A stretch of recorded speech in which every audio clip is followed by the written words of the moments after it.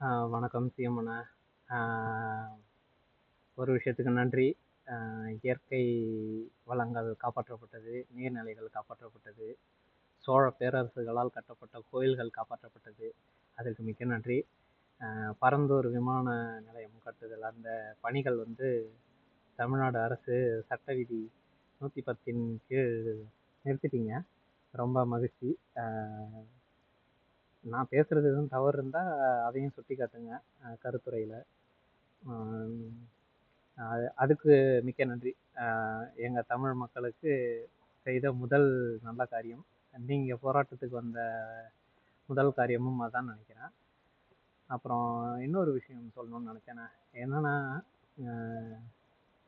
சேலம் அரசு பள்ளியில் எதற்காக வட இந்திய ஆசிரியர்கள் வராங்க? புரியவே இல்லைண்ணே. என்ன ரீசன்னு? ஒரு கல்லூரியில் வந்து நீங்கள் காலேஜில் வந்து லெக்சரர் வராங்க வட இந்தியாவிலேருந்து, அவங்க பெரிய அறிஞர்கள் அப்படின்னா சரி, ஓகே.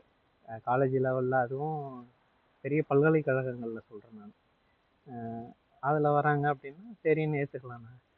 ஆனால் பள்ளிகளில் வந்து இங்கே ஏற்கனவே தமிழ்நாட்டில் ஏகப்பட்ட பேர் பிஎட் முடிச்சுட்டு காத்துக்கிட்டு இருக்காங்க. அந்த இதை வந்து நீங்கள் எப்படி வட இந்திய தமிழர்களுக்கு கொடுக்குறீங்க, சாரி வட இந்தியர்களுக்கு கொடுக்குறீங்கன்னு எனக்கு தெரியல.